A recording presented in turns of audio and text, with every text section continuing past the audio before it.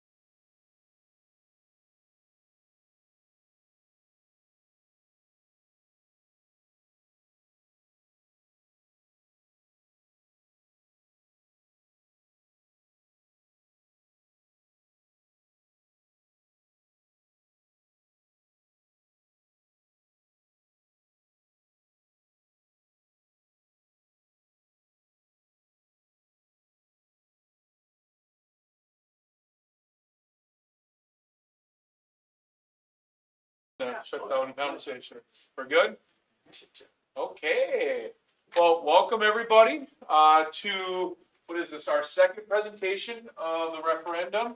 I appreciate you taking time.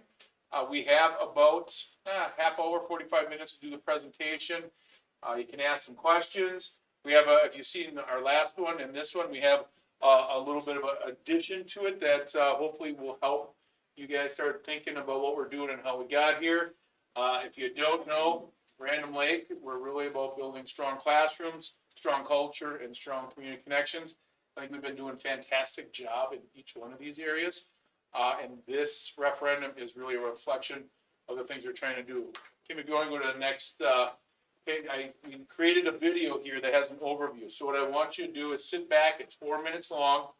And from that, we're going to dive deeper. We have the experts in the different areas that will talk about What does that 4-minute video mean? A little bit deeper, but this will give you some ability to think a little bit about what we're trying to do.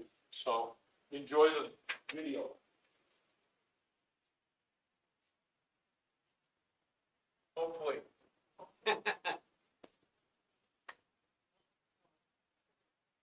We have volume.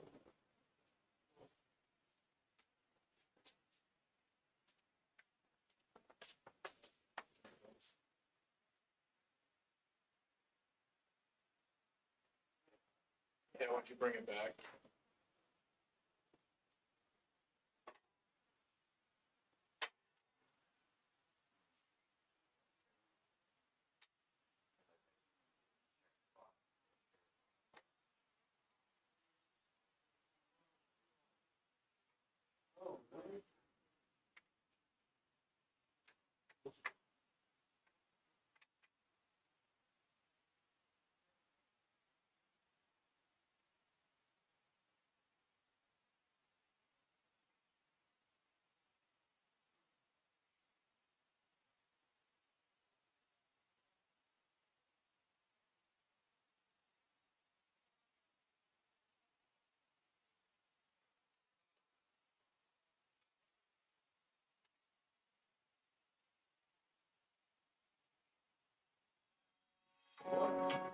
Really?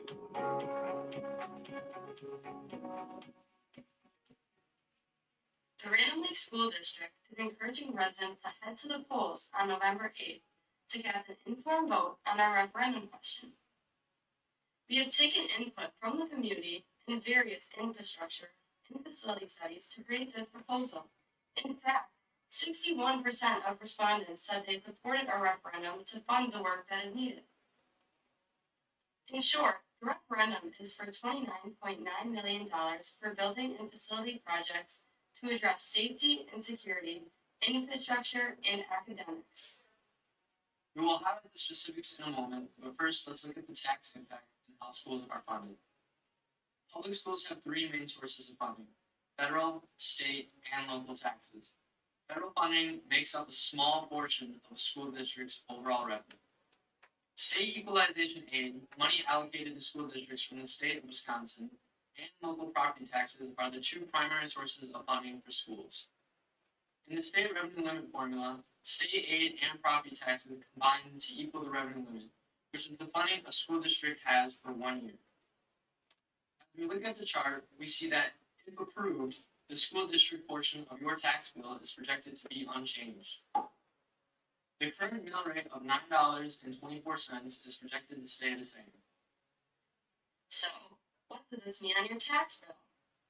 The school district's portion of your tax bill is determined by multiplying the district's mill rate by $1,000 of fair market value. For example, in 2021, the district's mill rate was $9.24. A home that has a fair market value of $100,000 would mean the portion of the tax bill for the district would be $924. So why can't the district use funds from its operating budget for these projects? Although the school district budgets for facility upgrades and maintenance in the annual operating budget, it cannot support these large-scale projects. A referendum is a resource the state allows districts to utilize in their communities to increase the operating budget. The approval of the referendum for safety and security projects include car and bus traffic student drop-off and pickup area reconfiguration, main entrance security and visitor monitoring enhancements, fire alarm system, and internal emergency communication system updates. Infrastructure projects will address cafeteria layout and service capacity, plumbing, heating, and electrical system replacements, restroom updates to comply with the Americans with Disabilities Act regulations, roofing, windows, doors, and masonry repair or replacement, technology infrastructure updates to continue to meet the needs of modern curriculum, asphalt, concrete, and storm drainage system replacement. Academic upgrades include K-12 classroom configurations to support flexible, collaborative, and hands-on learning, classroom updates like flooring, ceilings, furniture, and technology, labs and equipment advancements for science, technology, biology, engineering, and math courses. Band and choir area improvements. Theater stage and support area updates. Fitness area and weight room expansion. Locker rooms and support space modernization. If the referendum is successful, we will be able to support community groups and events for all ages with increased space, flexibility, and access for a variety of activities. For more information, please visit our website, rladvantage.org/referendum. Okay, so you just got the Cliff Notes version of what you're gonna see for the next 45 minutes and, probably half hour. But wanted to give you this overview, because sometimes seeing it in a video, it helps you kind of connect the things we're doing. But if you want to go to the next slide, Kim. Before we get going on what we want to do,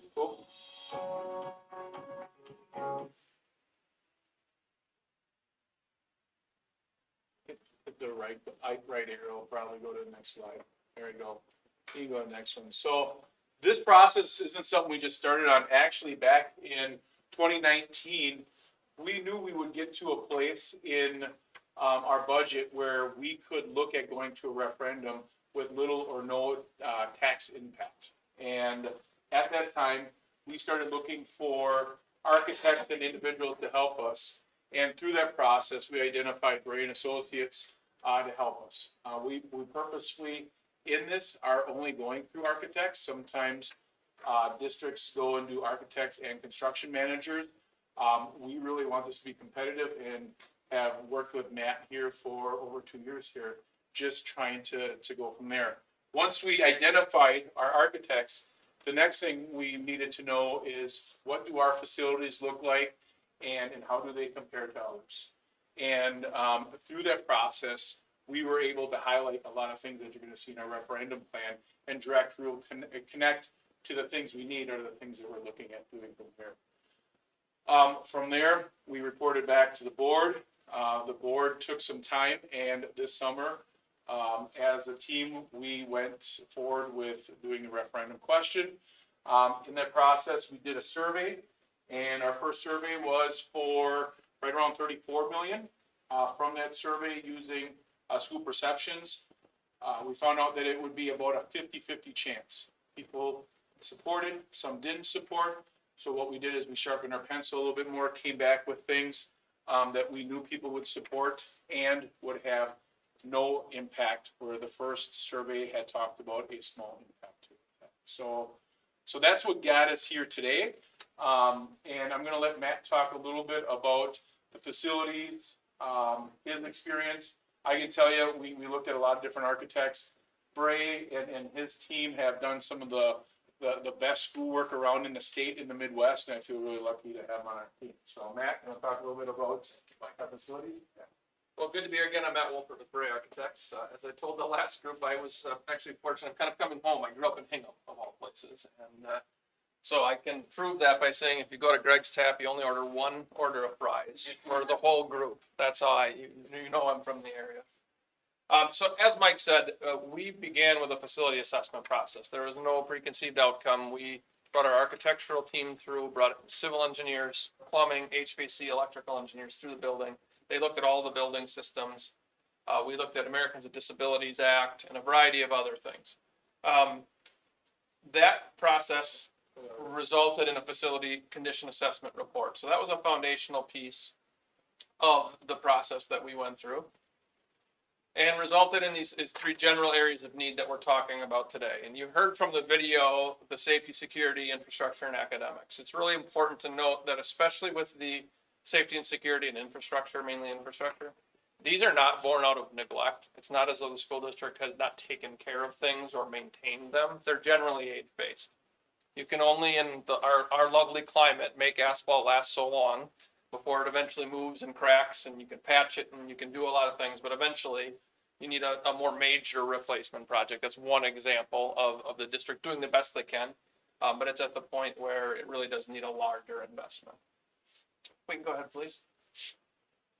So as was noted in the video, there's a variety of improvements from the safety and security perspective. So the first is parent bus drop-off pickup. So if the community approves, there'll be a reconfiguration of the front drop-off and pickup sequence to separate the buses and the parents, and really at the same time also address some of the aging asphalt that we have.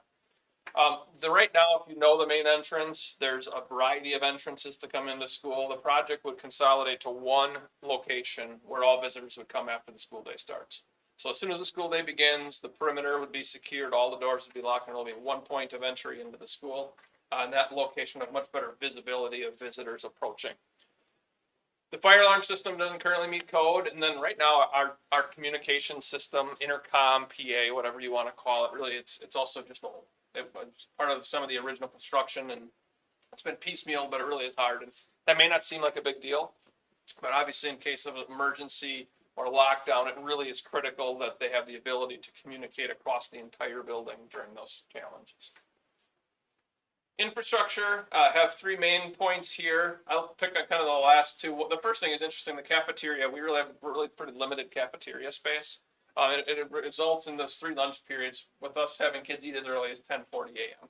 May not seem like a big deal, but if school's starting, you eat at 10:40 and you have an after-school activity or something, you can really end up with kind of a long gap between the time you eat lunch and get home or get to a point where you can eat again. The plumbing, heating, and electrical systems have exceeded their service life. It's important to note that's not every piece of the system. Some of the components have been replaced, but it's a lot of the major, I'll say, air handling equipment, so the big blower fans and things that are moving air through the building. Some of them are more than 40 years old and are needed to be replaced. And then Americans with Disabilities Act, ADA, didn't even exist when sections of the school were built. And so some locations still, while you're grandfathered in, it's not as though you are in any sort of illegal situation. It's time when we do a major renovation project to look at addressing the ADA so you become compliant. More on the roofing. We noted roofing is critical. About 60% of the school was done previously. Where did I get to my 40%? 40% was done in the last referendum. The remaining 60% is included in this package. So we'd be in a situation where all of our roofs are within, a 5 to 10-year-old age window, which is great. Not many school districts can say that. We also have, and mainly the high school wing, I'll call it the wing behind me to the south here, really just has some soffits that require a great deal of maintenance, some older windows, doors, and we've got some masonry and brickwork on the elementary school that's deteriorating a little bit. Technology infrastructure, that's probably a pretty good one. Everybody can understand this school generally was built before technology was available. And it was definitely built before every kid probably had a computer in their pocket and carried a computer around at the same time.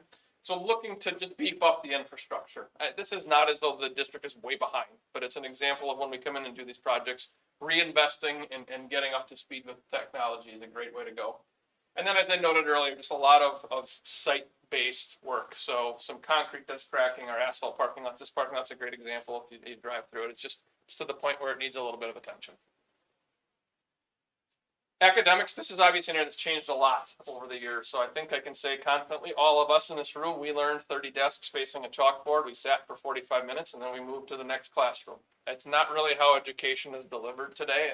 It's a lot more collaborative. It's a lot more engaging. It's a lot more project-based.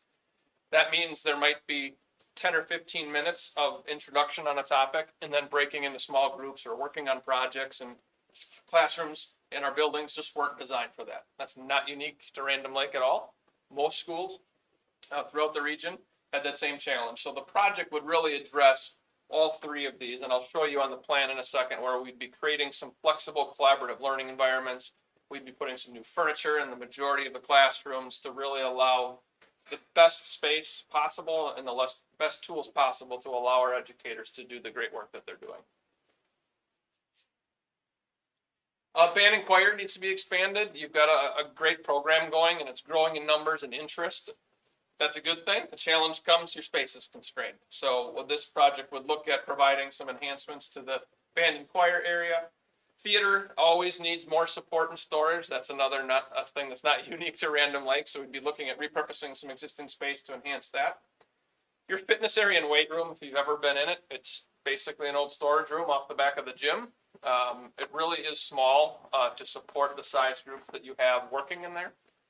And then the locker rooms and support spaces, the location that they are is great, right next to the gym, easy access to outside, so that doesn't change.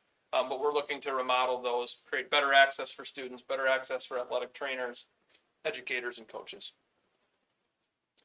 So the solution will be kind of re-summarizing all of those needs. So if we can go right ahead.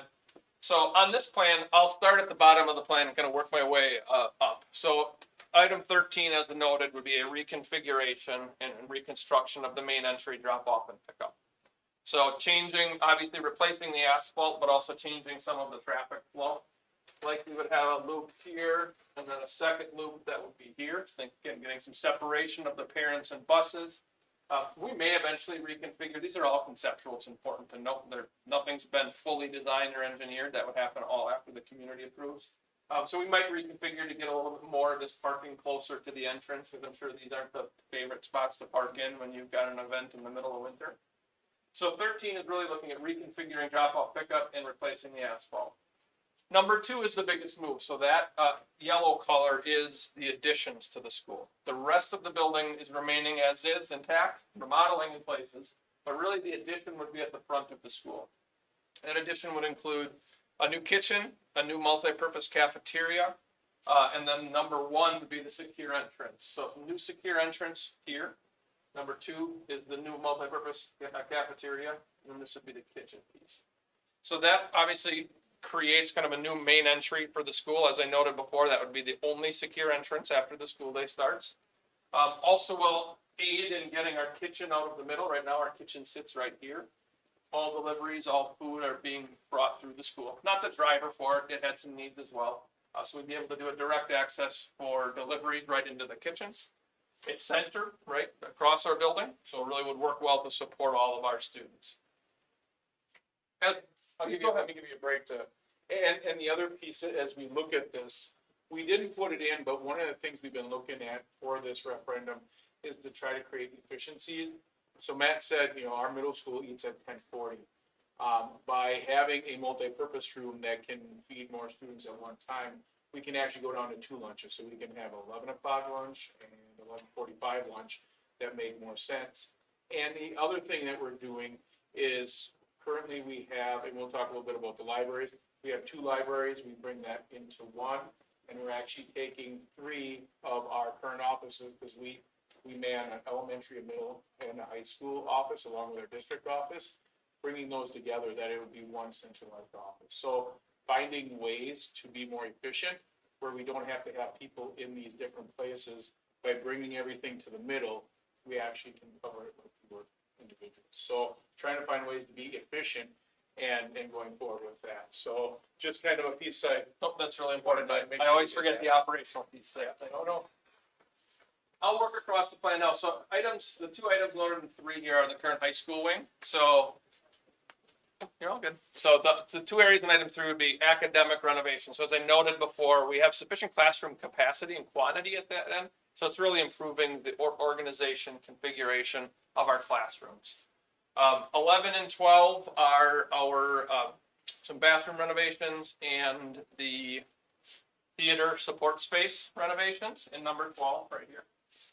Number 4 is kind of one of our first big moves where we're going to change the function in its entirety. So as I noted, as Mike noted before, we have 2 libraries currently, right? So we operate the library we sit in is right here in number 4. And number 10 is the elementary middle school library. So what this plan proposes is making the current space we sit in into the weight fitness center. So the size works. If you take the ceiling out, you get the right height. It's available right at the front of school. So if evenings and weekend users want access to it, they've got a simple location to get in and access on both sides. It's a really nice size for a weight fitness center. So that really seemed to make sense as we started reorganizing the plan. Number 10, the other library for the elementary middle school students would become a collaborative STEM, so science, technology, engineering, math space. It's really nicely located in terms of its adjacency to classrooms. And again, it's a really nice size and position to do that.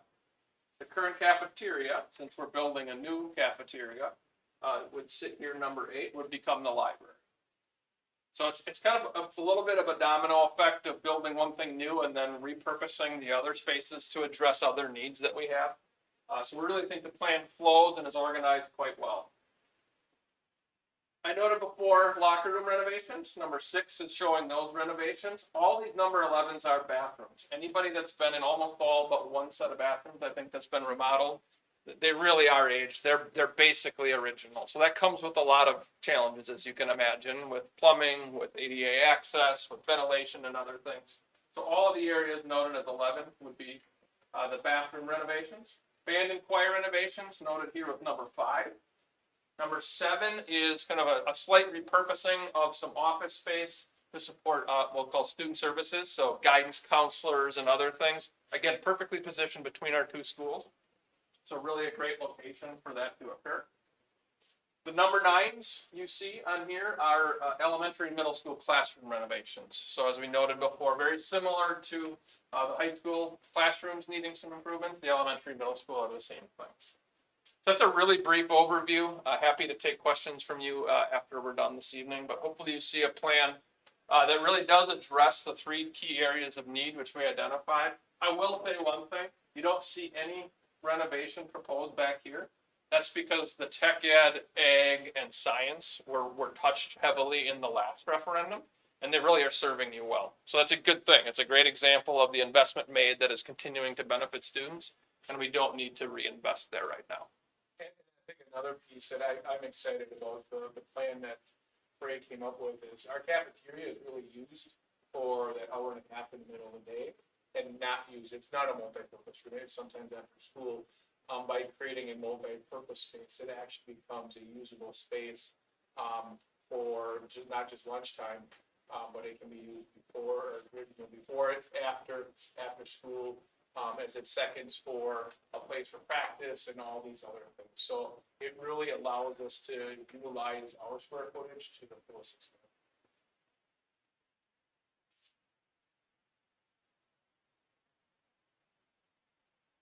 The other thing I think we should note is there were some questions that were in the community survey. So people were, and we just need to do a better job communicating this. There were some other questions asked in the survey regarding air conditioning, adding a softball field, artificial turf, and an indoor practice facility. They were asked on the survey to get feedback and data from the community. The community was clear that they didn't feel now was the right time to address those. So these are not included in the referendum. So the scope that I just went through, these 4 items are not included in the referendum question. So with that, I'll turn it to back to Mike or Kevin. Kevin gets the Okay, cost. excellent. The money man, right? Yes, Yeah. so no one really likes the position of following Matt with all the cool pictures. But so I get to talk about tax impact. I'm Kevin Mullen from Baird, and I've worked with the district for probably 27, 28 years, all the way back to Maggie Gagno as the business manager. But the reason I bring that up is that there's been a lot of thoughtful planning as the district has considered their capital needs throughout that period of time.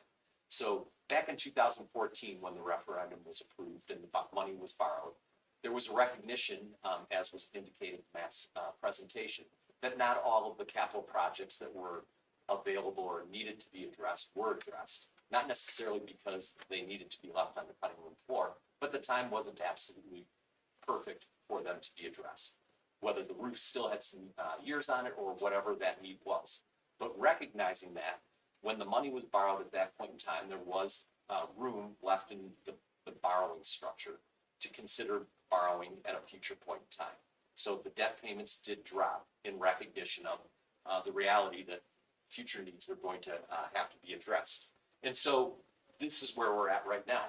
One of the nice things that has occurred in the recent history of the school district is that as funding has been available for increased aid to the school district, the revenue limit, as was alluded to earlier, meant that the local levy was not needed for all the debt service pieces. So there was room to continue to add to prepaying debt service and keeping the tax rate flat.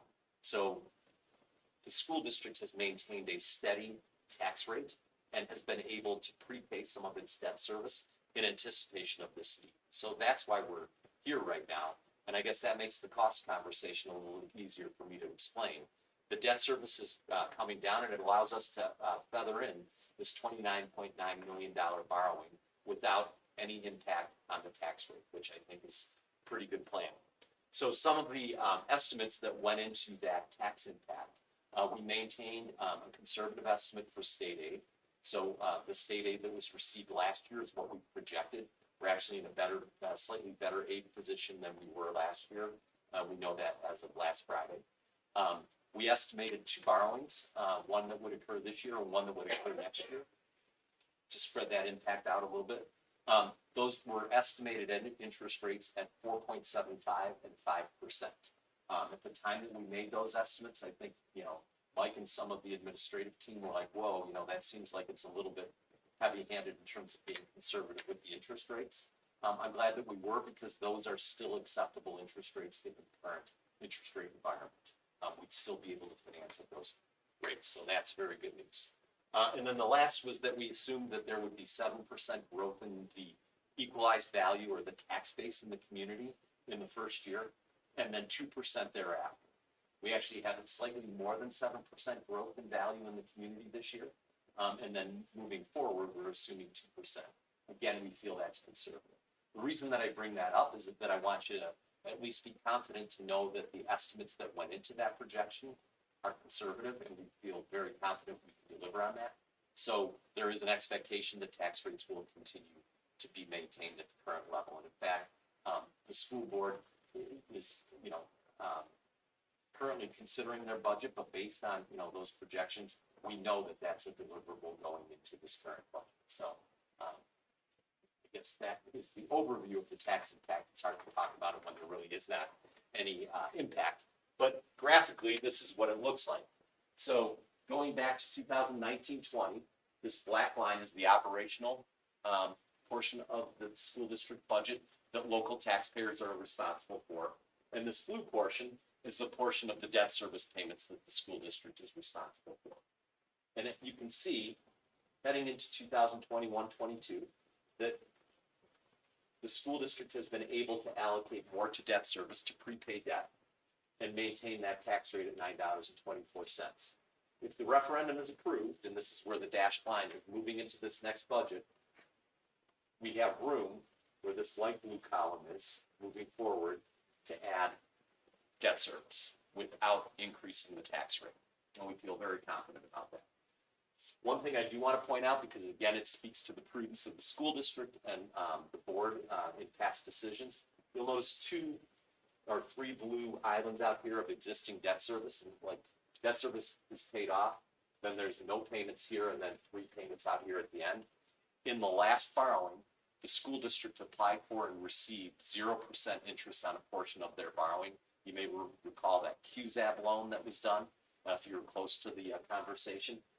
So these payments have no interest associated with them. So there's really no benefit to prepaying them, because there wouldn't be any interest savings. And so those remain, and we structured the debt to wrap around that. So, again, I think it just speaks to the foresight that the school district had in previous decisions that have set them up for this opportunity right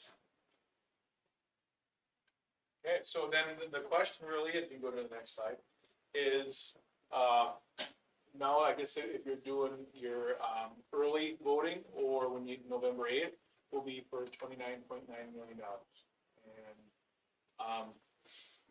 And that's the question, that's the information, that's what we're trying to get out, so you can make a informed decision on that question when you go to the ballot box. The So thing I would point out is the words not to exceed are pretty important. There's a perception that every public project goes over budget and behind schedule. The school district cannot borrow more than $29.9 million if the community approves this. So all this language is technical legalese, what's called the purpose language. It describes what the district can do if the community approves the borrowing of the dollars. They couldn't, for example, go out and build a swimming pool. This is what they're bound to do with the dollars. So it's important to know. Or sort of feel that there's excess Yep. funding. Great point. So Yep. those all of the points that were identified as exclusions, if there's savings in the project or interest income that you can use on the project, that can't be applied for something that's not on that list described. No, that's perfect. Did you ever confirm whether this will appear in the back of the ballot or the front? We have not seen it yet, so that is something to do. You may wanna check when you get your ballots, especially these Novembers with a lot of elections, they'll often put the referendum questions on the back of the ballot, so just make sure you look there if you want to participate. Okay. So if you want more information, we have our website has, all this information up. We are doing another open house next week, Monday, after our annual meeting. But really right now, I think is, what do you have for questions? What did we miss? What are the gaps in this presentation? No.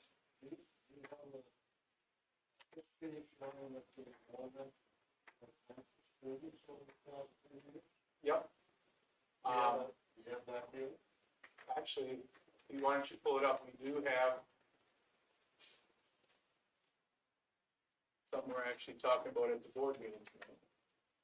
So our enrollments, over the last 5 years, we've decreased by 10%. And what we've seen over the last 6 years are graduating classes of 60s and 70s, even in the mid 70s, and replacing them over the last 6 or 7 years with classes around 40s and 50s. So what we are doing, our senior class will be our last class of graduates of 70. We'll have probably right around 69 or 72 graduates. And from here, we'll be very consistent for the next decade, because we can see the students we're bringing in and the students that are here. So when this is all said, you can kind of see right here the numbers. You blow it up a little bit. You can see as a district in 2010, we had a head count of 980, and slowly we are down for this next year, or for this year right here, at 747. Now, these are all kinds of numbers. The actual number of butts and seats, and the number of kids that we're counting for is the 726, and our enrollment is 687 if we count, because there's special ways we count for pairs. So from that, after this year, we'll probably be settled somewhere in that 660 students per year for the foreseeable future.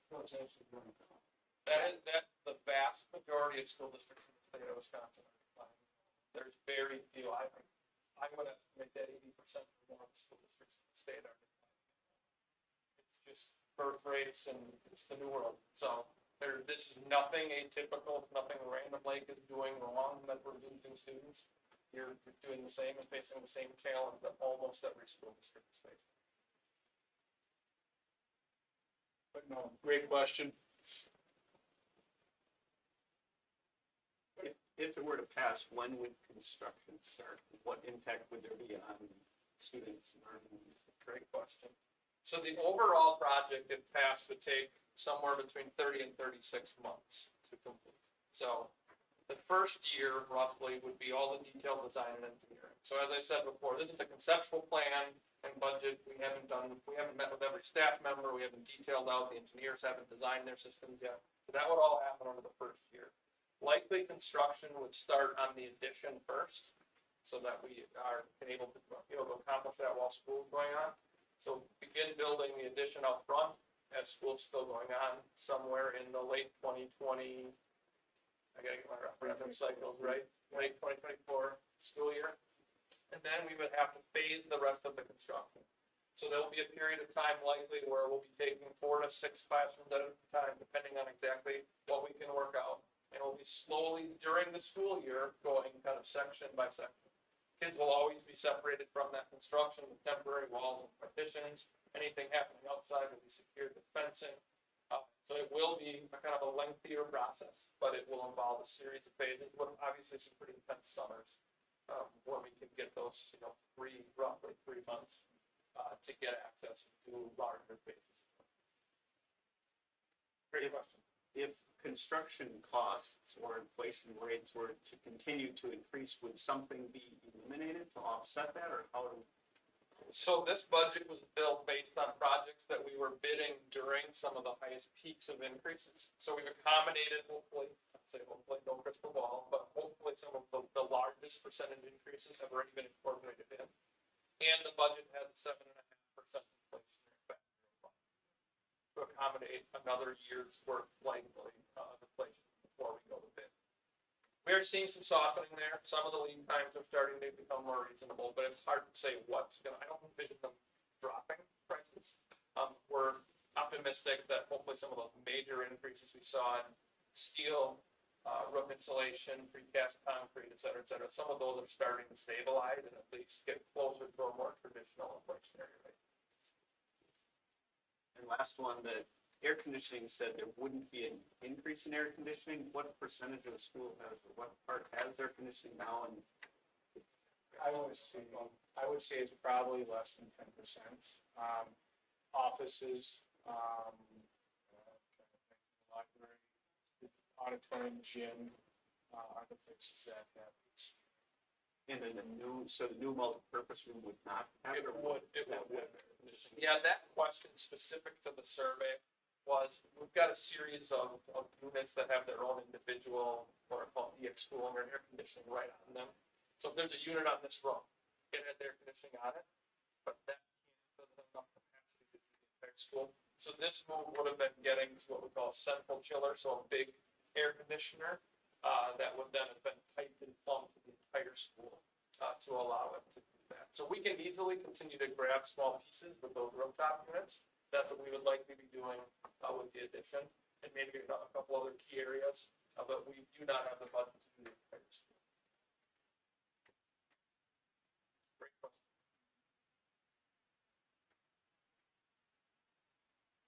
Questions? I have a question in what would this area right now, what would that be under the new program? Great question. Yeah, this would become the weight fitness center. So the small weight fitness center at the back of the gym can always use more gym storage and athletic storage, so that space would be just left as it is, but use this storage, and this would become our weight fitness center. Adding a small bathroom and shower for community members or others that may want to use it, there'll be an entrance, obviously both sides will basically be flanked by an entrance, it can be secured from the rest of the school for morning, evening, weekend use, if that's a desire.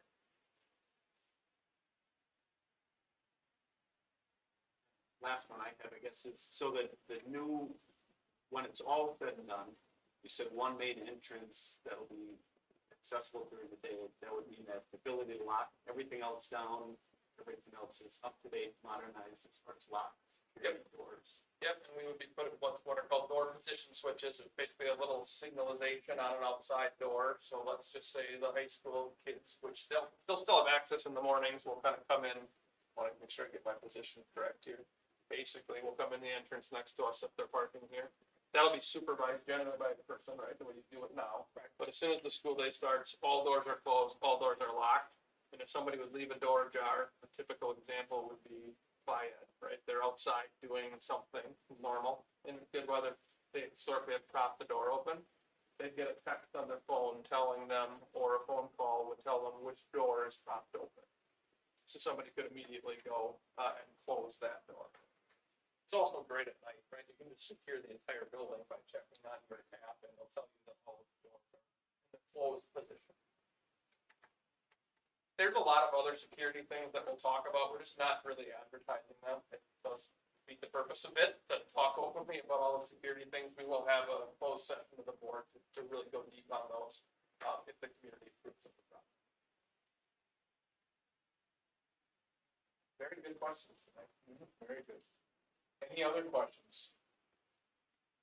You think there would be more, like, I know I just graduated here in 1961, so I know there's a lot of doors around the outside of the building. Some of those be closed up, or would be more doors or less doors? So likely about the same amount of doors. So generally, the quantity of doors is driven by the building code and the requirement for exits. And they measure them by the inch, believe it or not.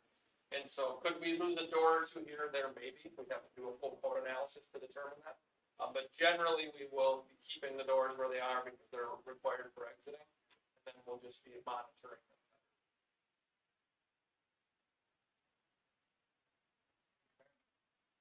There's no other questions, you can ask. We also have a tour available, I think there's some spots that if you're interested in the high school, in the middle school and the elementary, that Mrs. Moulton can walk around and you can ask some questions there and just see, what does it look like in the original part of the high school? You got to see some pictures of some things in here. You can actually see them in real life. It's another place where you can ask questions. But before we let that group go, any other questions? Required bathrooms, would be redoing those in the whole school, middle school, grade school. Yeah, so I think there's one set of bathrooms that isn't included in that, because they've been done a little more recently, but for the most part, every other one will be done. We're also gonna be putting in what we call family bathrooms, so there's just a lot more families that have either young kids or older family members who might need a little bit of assistance. We're gonna be peppering those throughout the school as well, mainly in the public area, so that there is access to those for families with young kids or older families.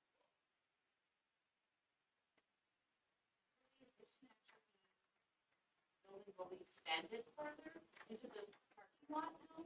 It will, yes. Yep, and the parking will be offset when we reconfigure the whole lot. We're gonna be able to offset the parking and do some additional. And hopefully it's a little more convenient parking at the moment versus having some of our stalls so far out that they're not ready for events. And, you know, reserve the right, I'm always available, phone call, email, after this, or if you decide to go on, if you have some other questions, please reach out. We wanna make sure that we're as open and transparent, we're doing a bunch of these meetings, and at different community events, so we wanna make sure we get your input. If you have concerns, we wanna hear the concerns so we can talk about them. But please also share this, we have another open house next week Monday, so if you heard something here and you have a friend that didn't come, please have them come to our annual meeting, and we'll do another tour next week. With that, Sandy? Thank you all, guys. Yes, thank you all for coming tonight. You know, it's a little chilly outside, almost feels like winter already, but you have braved it to come in, so thank you very much.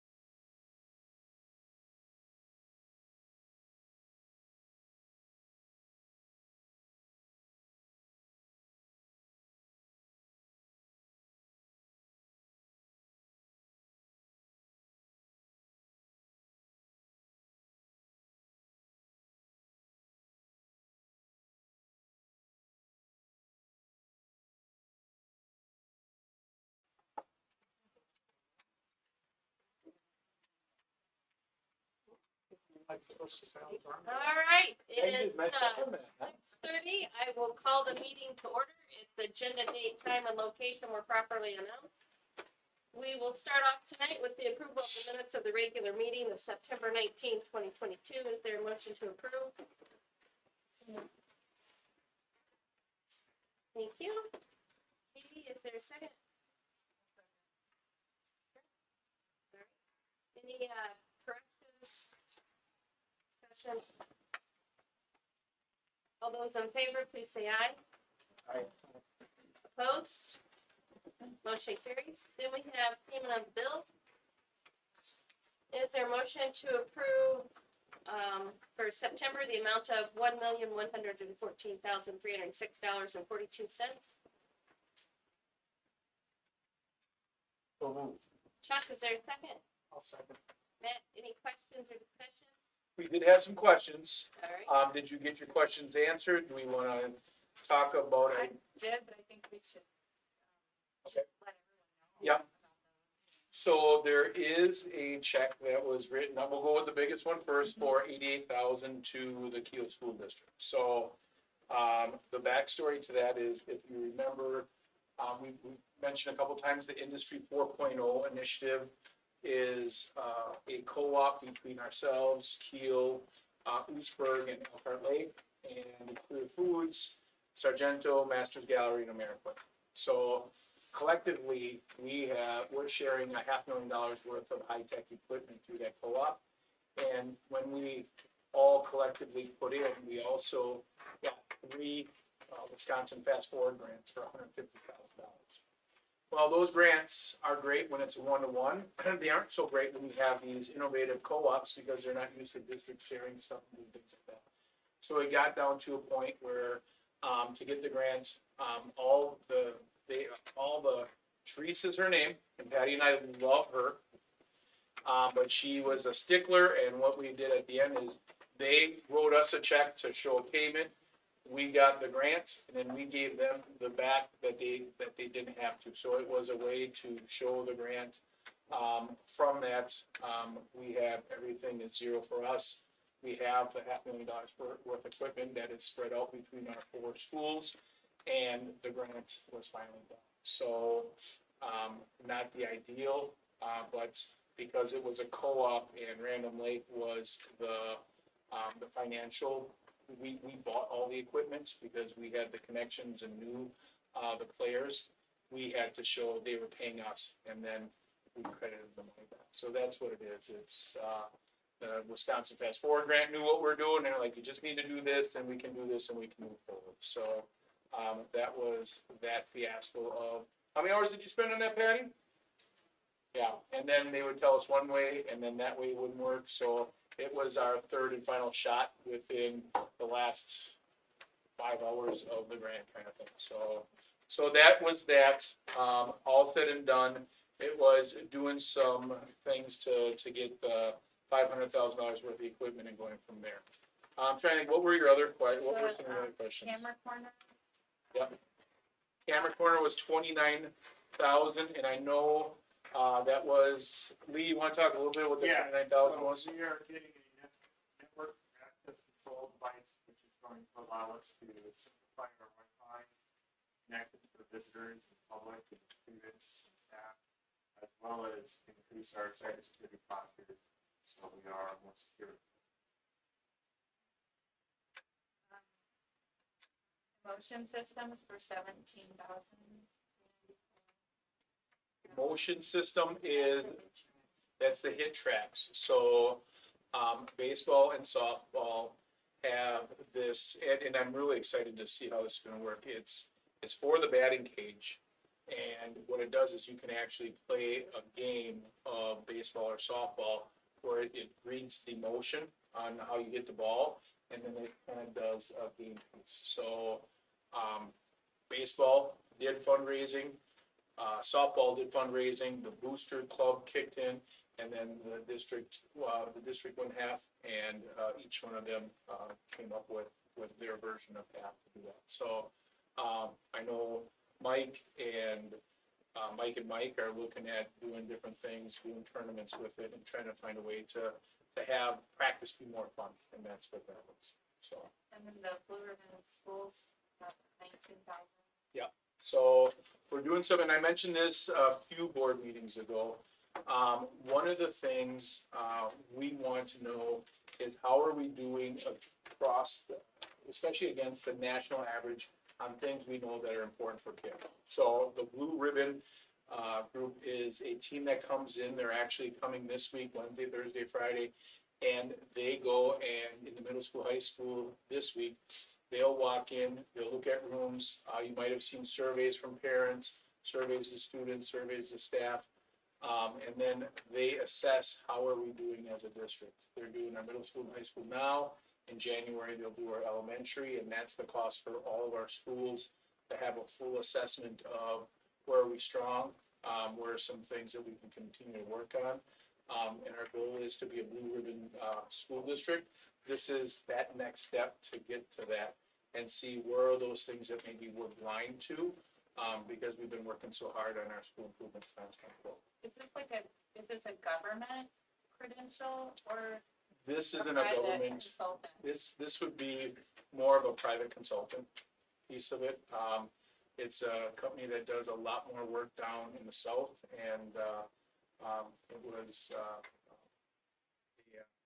there's been a couple districts up in this area that have gone through this process, and it's a one-time payment, but it's usually like a 3-year process of helping us set goals and some other things for them.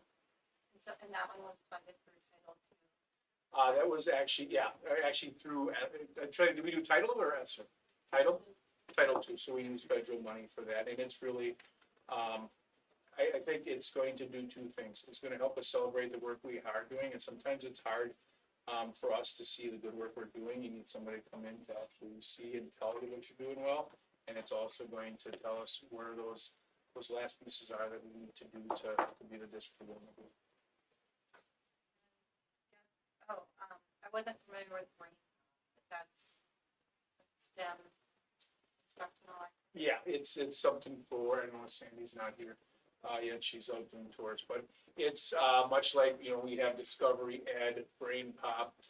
Brain Pop has little videos, so you can use the videos to connect to what you're teaching in social studies, math, technology. You can have kids do different things. It's a high engaging, instructional tool. And that was a subscription. Yeah. It's used, in both the elementary and middle schools. So it's not great. I've used it in the past.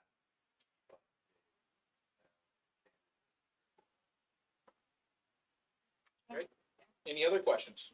Back to the hit track, for baseball and then all the fundraising the sports have to do, like football, soccer, they have to fundraise for all the money they want to spend. But then you decide at times to put extra money in from the district? So to this, match it or whatever? yeah, so for this situation, they took their fundraised funds. Between the two, they got $4,000.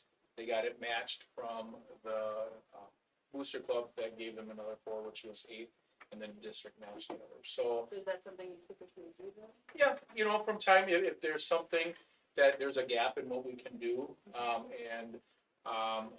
think, trying to think, there was, we've done the huddle cameras, we've done things like that, try to find different ways. Sometimes it's private donors, it's different times, we leave it out there, and if there's a really cool thing that we can fit in our budget that we think would be great for kids.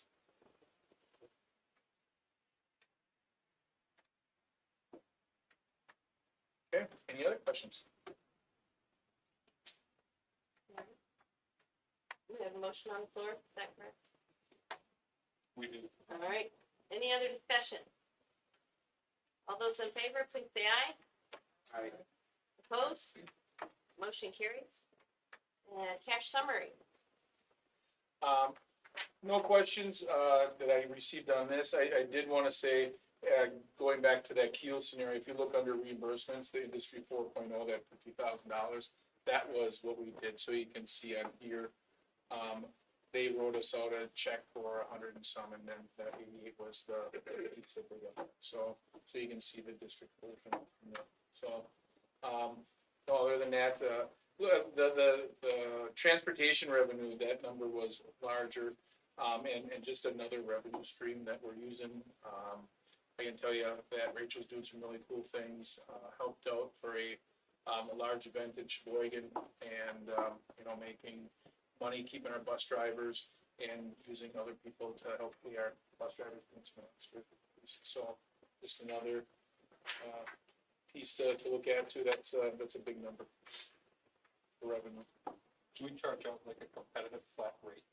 I would say yes, we have a rate that's so much per hour per driver, so much per mile, so much for using the equipment. So Rachel used some of her expertise from being in the private sector and came up with a formula for us that we can, I know we're helping try and combine Savior. We've had a couple other districts that will call, and it's great because it keeps our bus drivers busy and it's a revenue source for us. So it's something that we're having on a semi-regular basis now. Are we fully staffed with bus drivers right now, or are we? We are right now, but that can change day by day. We have one bus driver that might be leaving us, which would put us one down. With the way we have it structured right now, we could still move forward. Rachel isn't driving every day, so she's kind of the sub driver when we need. But we'll kind of see what happens. We don't know. Right now we're full. I guess I'll say that.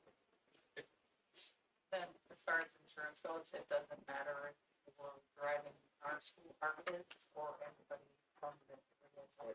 Yep. Same. Yeah.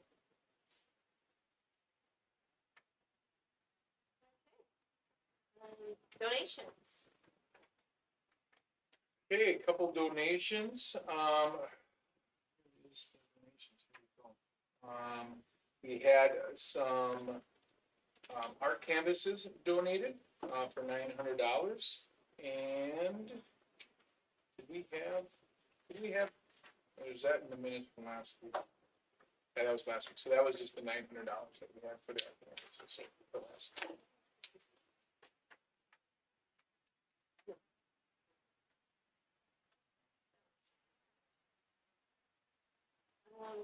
Comments from the public? I didn't see anybody sign in. Alrighty, and referendum 2022. I put it on here in case there was any discussion. I thought Matt and Kevin did such a good job, and those guys are in board meetings all the time. I said, I think we're good, and let them go. I don't know, any questions or anything from the presentation, anything you think we missed? Anything to get ready for our next open house next week, Monday?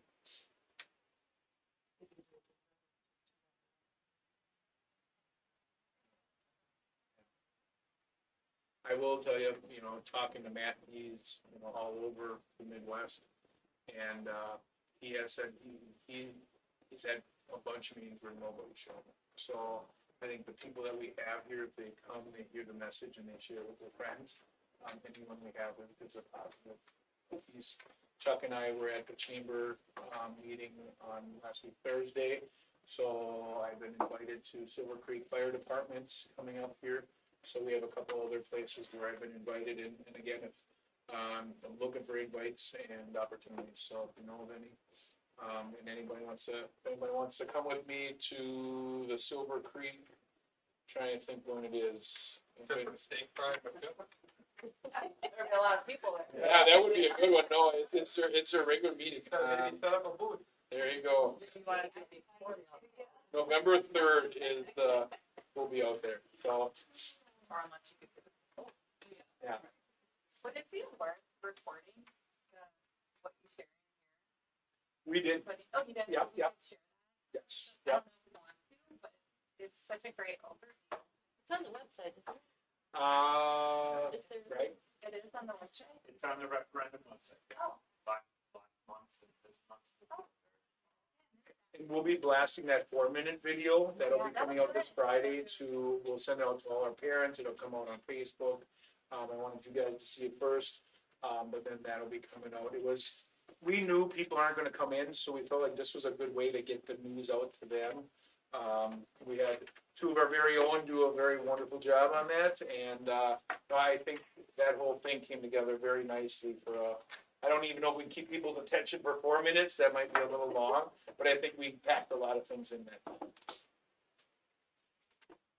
Okay, board committee reports, budget, Matt? Chuck? I think it's, if we discuss the budget and, the upcoming annual meeting, and, I think, Patty had us well prepared, go forward.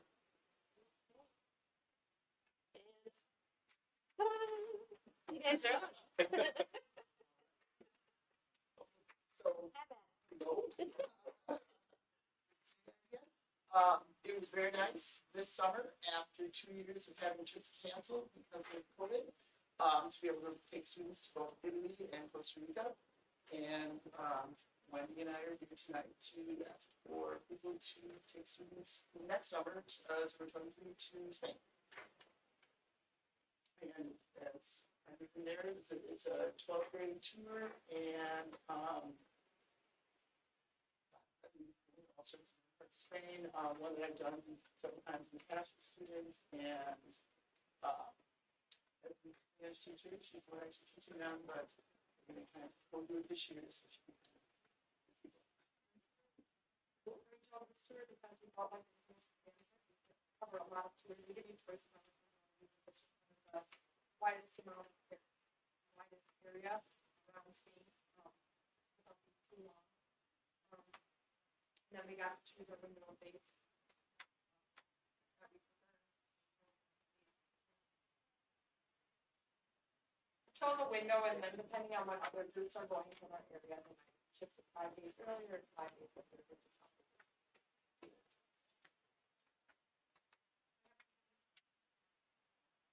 Just a question, when you're doing this, obviously with a professional tour guide, so how many different schools are you usually teamed up with? Kind of depends on the number. Generally, they try to get a bus of about 35. So like, for example, we went to, different times, depending on how big our group is, sometimes we're the bigger group and sometimes we're the smaller group. So they try to get a group of about 35, and they connect people from basically all over the country. We were in Costa Rica, there's a group from Georgia, New York, and we were in Italy, there's a group from Surrey. So it all kind of depends, we just try to get the numbers together for that, which is usually around. In your past trips, do you find that some of the students from Random Lake make friendships and bonds that carry on afterward? Absolutely, and especially with social media. The girls from the Costa Rica trip, I know they still keep in touch with people from Georgia. They're on Instagram and TikTok. So they, compared to 30 years ago, absolutely, way more so. It's so much easier with social media, and yes, some of that, absolutely. That looks like a very similar trip to the one I took with I you. was gonna say, It's an amazing trip. You get to see so much of Spain. Yeah. Do it again if I could. Chaperone, there you go. So are you making a motion to? I am. Is there a second? Reading, any other questions or discussion? All those in favor, please say aye. Opposed? Motion carried. Thank you both for coming tonight. Good to see you both. Thank you for continuing to do that.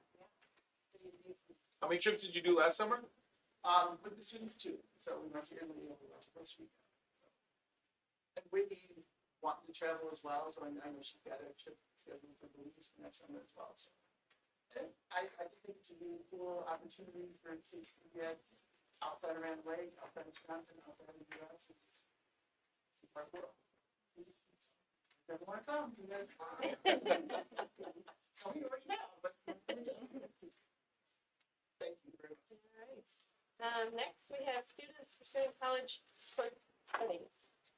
Yes, so, I have something here. Jacob Frias, our high school counselor, is doing a fantastic job. Together we have 5, 6, 7, 8, 9, 10, 11, 12, 14 students that are taking classes like calculus, intro to database design, welding, CNA, medical terminology. So, just a group of students doing the dual credit piece, and we're getting them set up right now. So, Next, we have budget 2022-23. Who's presenting that? but Patty, Patty, you're gonna give it to Awkward. us? All right, I'm just gonna kind of fly right through this. This year's budget is based off an FTE, which is our average of the last 3 years, a membership of 756. We're down 25 students from last year. That brings us to a total revenue limit. The 10,000 is staying the same. It's stayed the same for the last 2 years. We haven't had a raise. The reoccurring exemptions, they keep us even. Included in that, all others are two, one which kind of surprised me on Friday, which was $110,000 private school aid deduction that they add onto my revenue limit. Then I need to add it there, and I also need to add it to my expenditures. So that was a new one this year, and we also have a $94,000 private year open enrollment exception that I have to add into that. That's raised that number up a little bit. If you see, notice that it's up a couple $100,000, that's 200 of it. So we get down to the total revenue limit authority of the 8.2 million. We are down on our equalized aid, only 18,000 for this year, which is not bad. It's been worse than other years. The computer aid has stayed the same. I think this is the third year. It's exactly this. I think it's since actually the fourth year. It stayed the same. Personal property stays about the same. So our allowable limit or limited revenue is this year 4.4 million. That number is up. Last year it was 4.1 million. But remember, that's inside that number. If anybody asks you that looks like we're getting more money from the state, included in there is that $205,000 that I have to just turn around and give right back. So if anybody questions that, that is in there. It's private school aid deduction that they give to us, and then they take it back. So our approved, we have a referendum debt amount that we're gonna put through at 2.2 million. For community service, the Fund 80 is at 292,000. The total Fund 10 I'm gonna have is the 4.4, which is gonna give us a total tax levy as of $6.9 million. When you break that down, our equalized property value went up 9.93% this year. So our homes are all worth that much more. And you break that down, and our mill rate is gonna come in 10 cents lower than it did last year at $9.14. So we're still projecting that we're gonna be under what we said we would be. If we went to referendum, we said we were gonna be under what it was last year, or the same, and we're 10 cents under.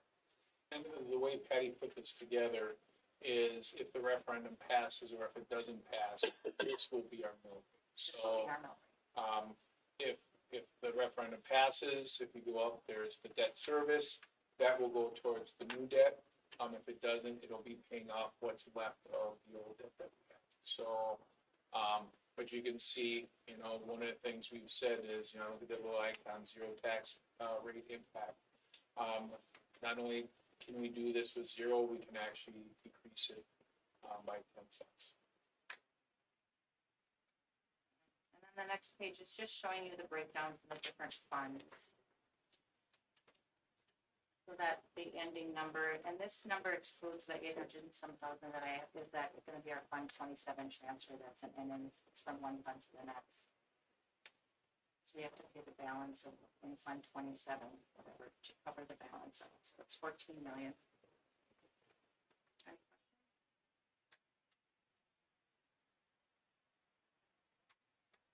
Thank you for keeping it so comparable to last year, then an unexpected cost. Well, actually, the first number that I didn't know about the 110, so the first report I did send to Gary, it was lower. Mhm. We would have gone to a referendum even spending less money, but October 15th, so they sent it to me actually on Friday. On the 14th, I got it, and the revenue limit is the revenue limit. That's when I get all my finalized numbers, so. Is there a motion to approve the budget as presented? So, Matt and Chuck, second, Any other questions or discussion? And we'll be going through this again next week, but. All those in favor, please say aye. Opposed? Motion carries. Then we have the, Fund 80 levy. Is anyone speaking to that, or is it just pretty straightforward? Pretty straightforward. What is it compared, how was it compared to last year?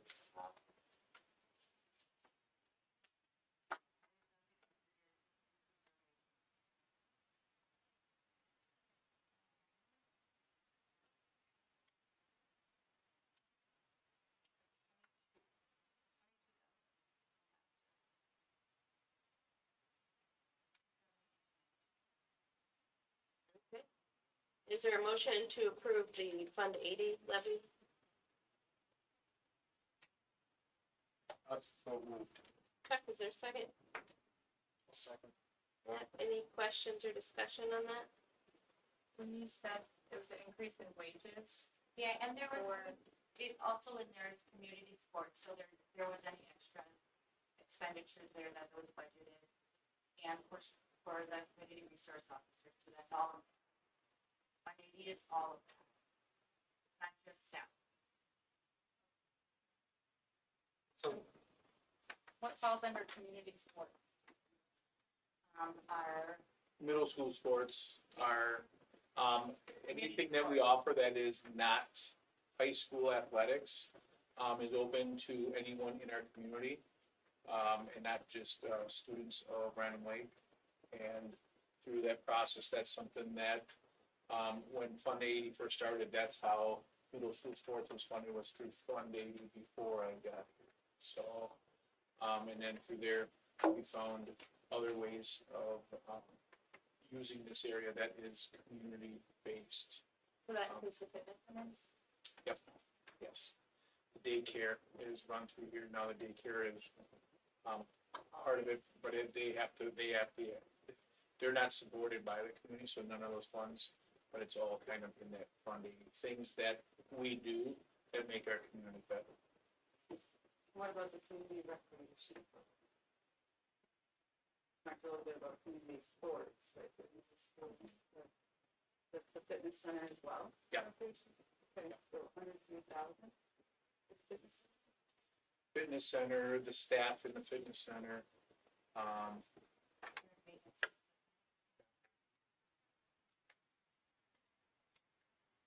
to the community resource officer, that's fair to say that that's the total cost for a car with its benefits and all that, and everything. Yeah, Any equipment that needs, the whole budget for all. the whole bunch of.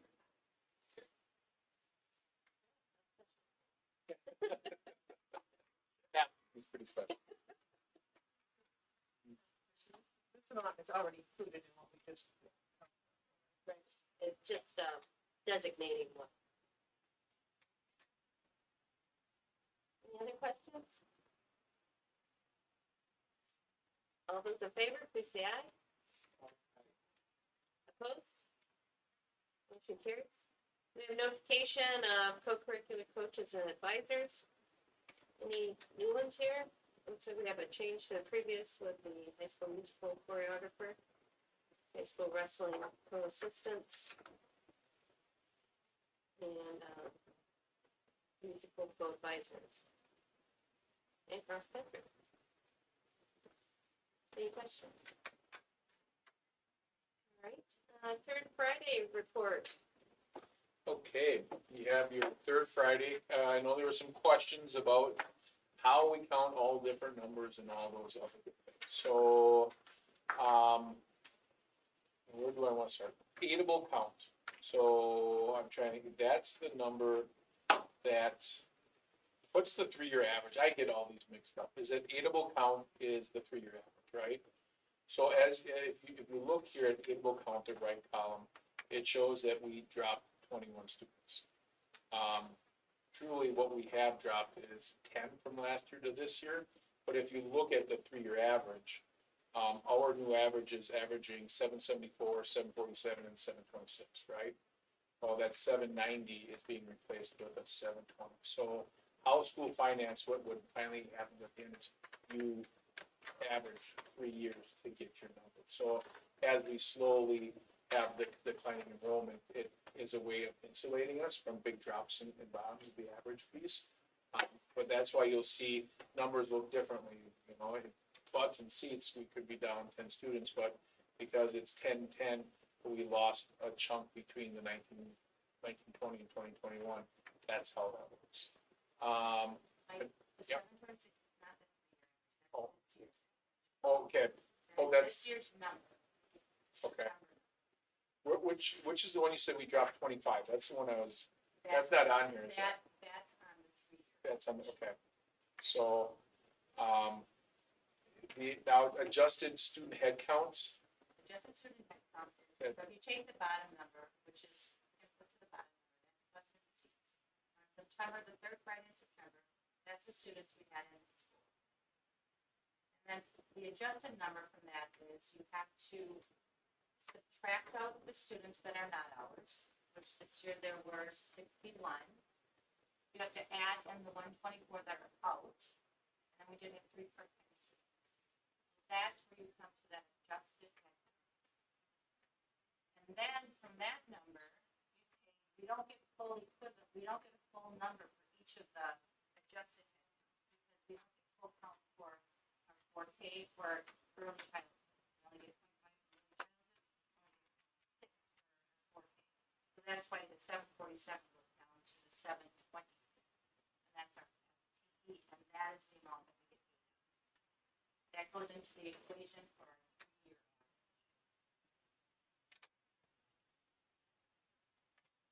then enrollment, you look at the 726, our enrollment of 687 is, that's really taking the elementary, middle, and high school enrollments and finding out, that's how many students we're educating in those schools.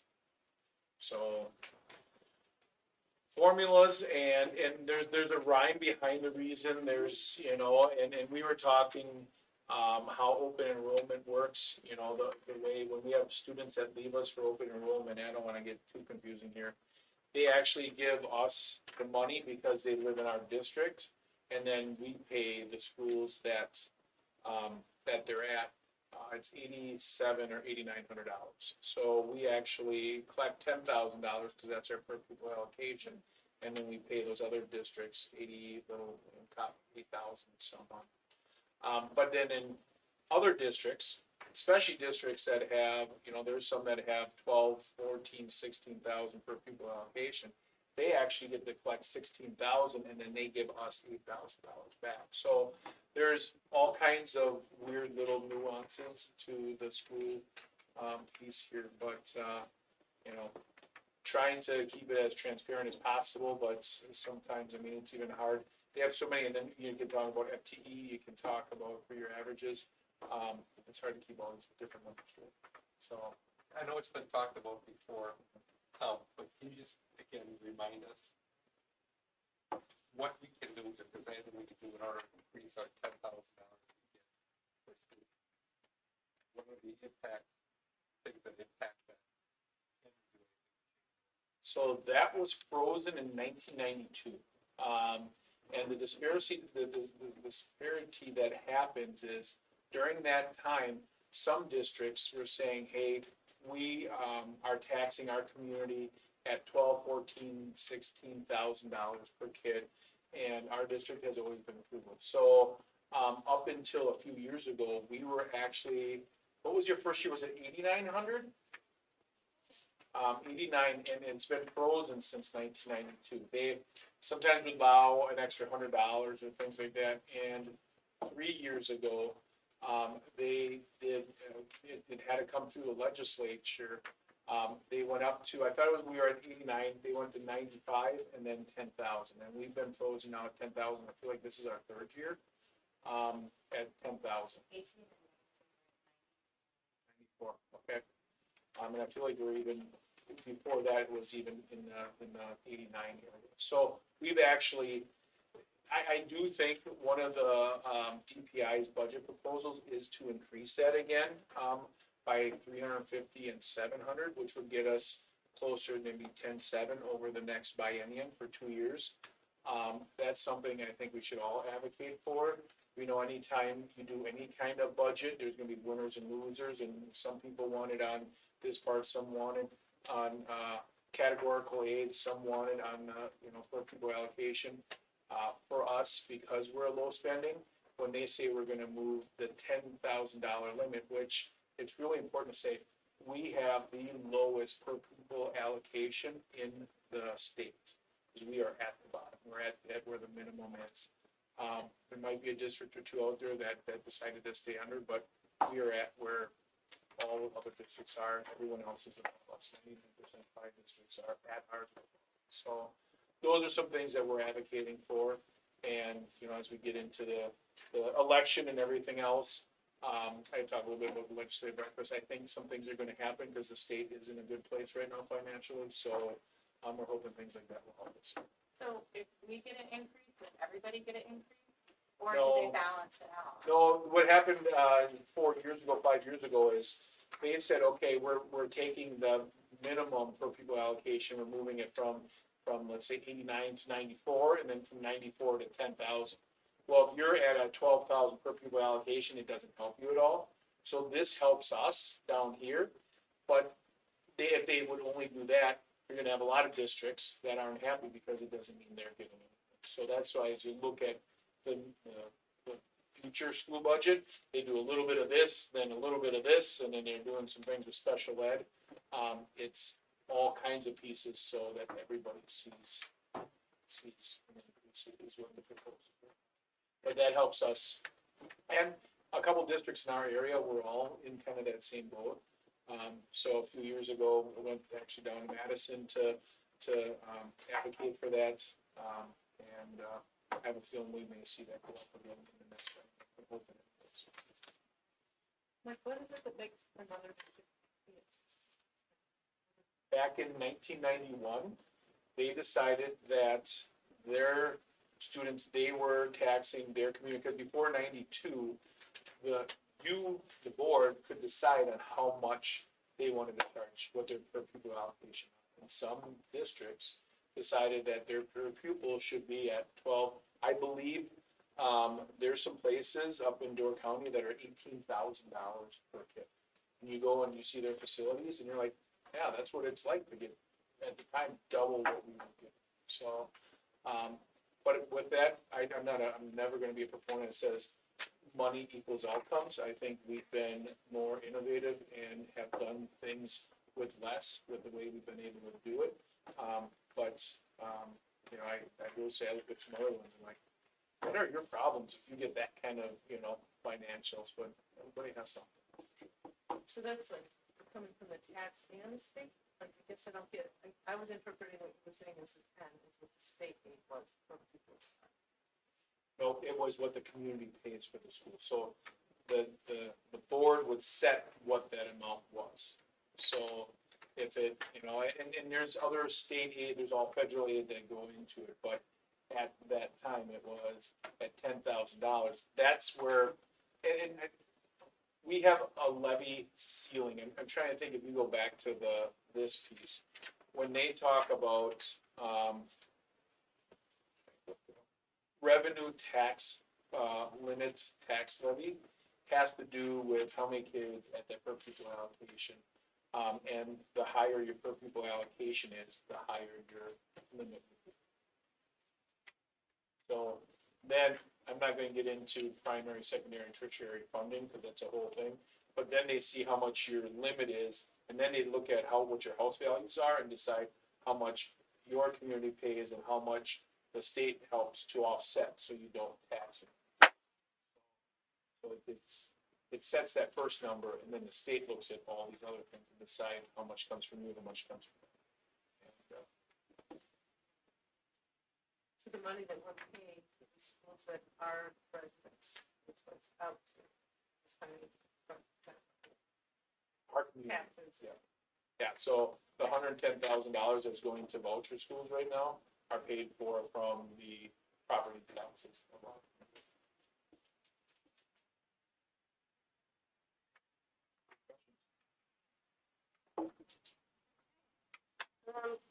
Do you wanna do building reports, or?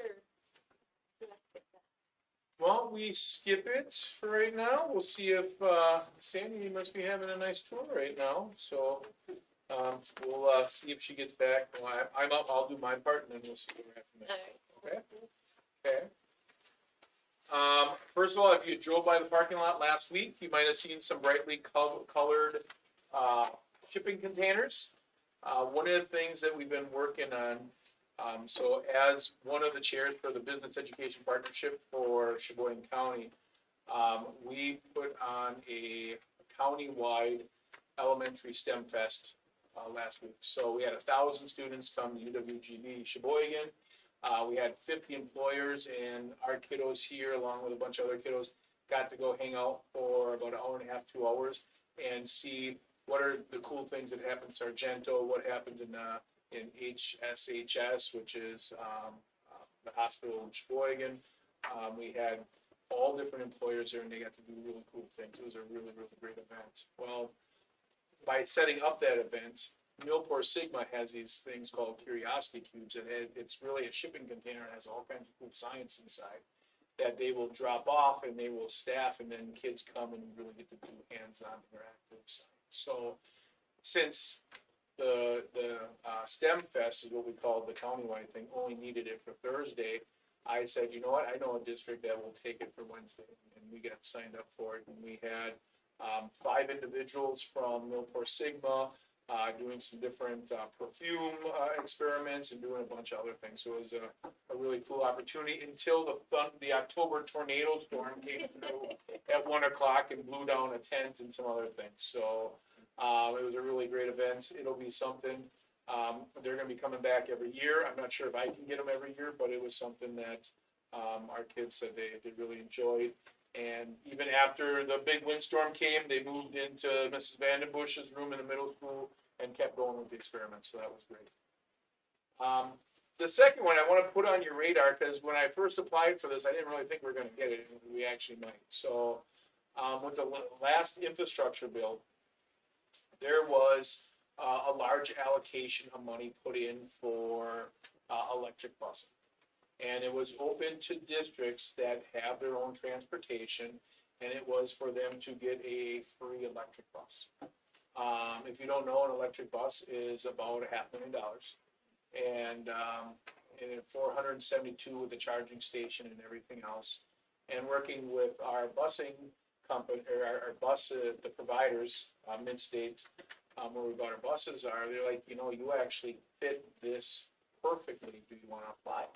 So Rachel and I and Mark went and applied, and right now it looks like we might actually be getting one of these buses. So we'll find out on the 17th, and we don't have to take it if we get it. I will have to do some checking on infrastructure and things like that. And it's kind of interesting because, you know, we know, and we're hearing this right now, and I just want to put out there, I'm not totally sold on the EV revolution that's going on, but if we can kind of smooth out some of the bumps and it doesn't cost us anything to see where we're at. I don't see us changing our fleet over for the next 10 years. This isn't something, but if we can do this, see what it's like, you know, see what the experience is like, and it's a 5-year program. So as long as we keep the bus for 5 years, we can decide what we do with it afterwards. So I just want to make sure nobody has any issues with it. I know there's sometimes some, you know, there can be some stigma to something like this. It'd be one bus, and the nice thing with this is we get a free bus, and then we have to sell one of our buses, and we sell it, and we get to keep the money from selling it. So it actually becomes a profit for us, and we get to travel to sell it. So just want to throw thoughts, and I won't know anything till I think it's like first week of November, something like that. So the charging station. It's all part of everything. Yeah. Yeah. They come in, they do the installation and everything, so it's supposed to be pretty much a white glove type piece, so. I think as long as we get the message out there, that we get it back.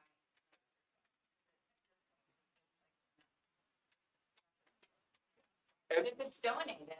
right, and and I wouldn't say it's, I mean, to be 100% transparent, this isn't free money. This is tax money from the infrastructure bill. So we all pay for it. And I think that's just to be 100% honest with that. But since we fit this group being rural and some other things, it seemed like if we don't go for it, somebody else is gonna get it too. So, we'll see if that little bit of work actually paid off, but I want to at least let you know. If all of a sudden we find out a bus is coming, you guys know ahead of time. Does the range differ from like a gas, like the distance it can travel? So, so I will say, as you look at EVs, there's a lot of positives and negatives. One of the positives, I think, for a school bus is our routes are an hour. So if you look at it from an EV route, we can charge it, drive it for an hour, come back and charge it all day, and then drive it for an hour. Where you hear a lot of criticisms on EVs are, if I want to go from here to Stevens Point, it's going to take me 2 days because I'm going to have to stop 3 times to get there. The bus route is actually a really perfect time because it is an hour. I don't see us taking this on anything that would be trips to Stevens Point.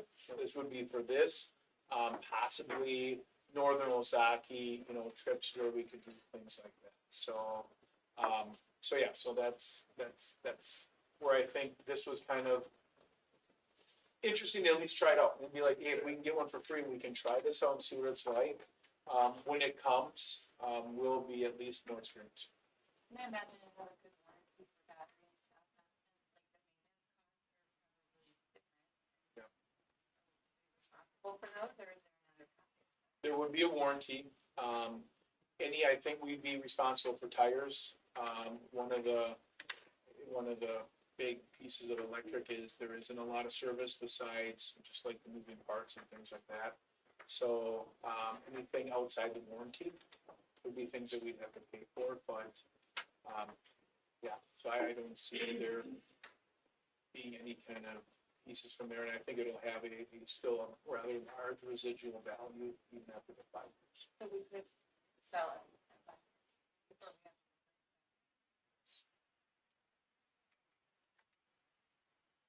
Yeah, the only mandatory is to keep it for 5 years. Use it. And I'm sure, it's federal government money, so I'm sure I'm gonna have to write out some sort of grant piece, and we put this many miles, and we did this, and all the other stuff that goes with it. But, it'll be an opportunity to try it out. Next, special education audit, just wanna let you know, along with the referendum and everything else, we are in the middle of a special ed audit. And Tracy, our new school psych, and I have been diligently, we actually got done with the review, the self-assessment of all the IEPs. Actually, our group is doing a really nice job. We found a couple little tweaks here and there. But, we have the special ed caseloads that we keep at a place where we think our staff can be successful. Our special ed caseloads are right around 9 students per staff member. And going in and reviewing the IEPs and everything else, we feel really good about what our audit results are going to be. We did the self-assessments, now we have to send things in, DPI, it's a full year thing, and I'll tell you, I can't wait for this to be done, because we don't have to worry about it for 5 years. So, just kind of let you know that's going on. And finally, November 11th, we are gonna have Veterans Day. It will be in our gym. By then, we should have the big Rambotron should be up, so we're hoping to do all of our film and things on the screen. And we're kind of building on some of the success from last year, and gonna go from there. I'll be reaching out, and I'm looking forward to a really cool event this year. We are looking at the history of legions, and we have a couple of the legions that have people's names behind it. So Gary, we may be tapping on you, but we're gonna have the students share the story of how our local legions got up, where the individuals have been named after, and that'll be the education piece that we're doing this year. So I'm really excited about every year adding a little something different in the city barber and the pool. And then the rest of the team are gonna be putting it together. So keep it on 9 o'clock, and you guys are invited. Perfect timing, too.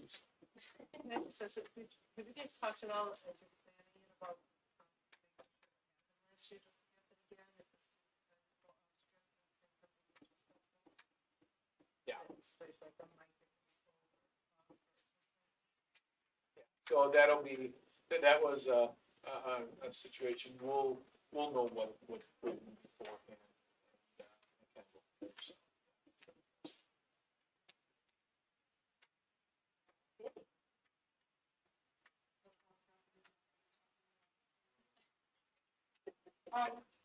Just to tap in a little bit on our day service work we have. We did have a school year day service we had on interesting. 31st of October. We're focusing on partner full C work.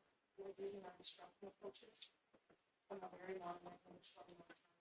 Just coaching them. Our district leadership team has had discussions and learning time on goals and grading for learning. In our team learnings, we've had presentations from Ken O'Connor, grading practices through 6 to 7. We're working on our standards, target assessments, and reporting, which is called Stagger. We're sending a team of leaders to bring information back to the staff. We have been fortunate enough to have the pre-athlete meeting in our parking lot last week. It was a STEM opportunity. This was students.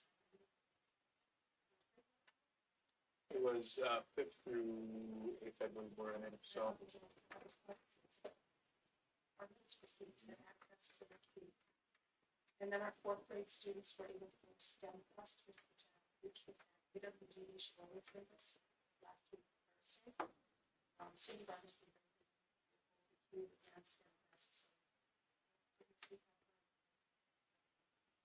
So, I just want to remind the board that all of our schools have built-in academic resource time where students can get an additional scoop of instruction based on their personal needs. We built that into our schedules and we believe in it very strongly, so we'll keep going with that. Urban schools, middle school, high school has their site visit for the Urban School Excellence Team Wednesday, Thursday, Friday this week. Some of you may have been asked to do the survey as parents. There will be a parent focus group, and a teacher focus group, and a student focus group. And then Urban School Excellence will meet with the building leadership team and coaches on Friday of this week to report out what they have found, what they say are strengths and their growth part. And elementary will go through the Urban School Excellence on-site visits in early January. So we're looking forward to seeing where our strengths are, where the areas are that we continue to grow and improve. Under strong culture for October, we have a pretty strong fit. Perseverance, stick to this. Each to each. Students that are showing this spirit. We did celebrate Wisconsin Day. It was 2 weeks ago this Wednesday. There are 26 days in the state of Wisconsin. Because we have to recognize the other day of Wisconsin Day together. So at the end of the 3rd quarter of the school day, and the beginning of the 4th quarter of the school day, the entire school district. So we also have spirit days for the The middle school is doing something a little different with Halloween dance. Halloween dance for the middle school is going to be right after school. So it finishes in time for the middle school kids to go to the PTO's program. So we're coordinating a lot of activities. Strong community connections. We did welcome the alumni panel to talk to our high school students. We did have fire prevention presentations by several of our local fire departments last week. And finally, like I alluded to, 20th of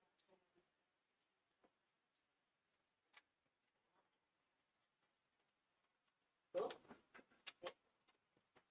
I have a couple questions. So you talked about grading for learning and grading practices, and are those in regards to the new grading system? And I guess I'm trying to understand it more, and I'm just wondering what the feedback is so far. So It's like more what, difficult for some people than for others. But there's a lot of research and data that says this. When we get reports back on ACT scores, for example, they are in important categories, just like we are report card 2. We're moving towards what the standard is for things outside of the building. And it's kind of difficult for some people too. A lot of us in the both system, we were successful students as we went into education. So to think of it in a different way, what we're trying to do is put the emphasis on learning rather than teaching. We don't want somebody to say, we never taught me that. And what have we learned? What have we been proficient in? And we're trying to be more transparent and create policies and practices that allow that growth of what we learn to be what a grade is, rather than compliance and the traditional grading system, which isn't wrong.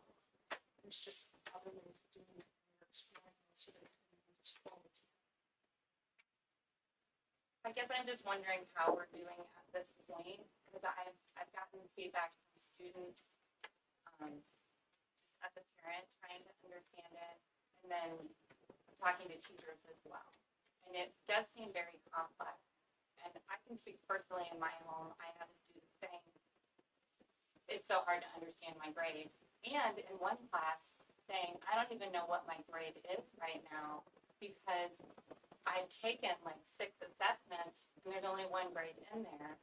And so he doesn't know where he's at. And so there's frustration there.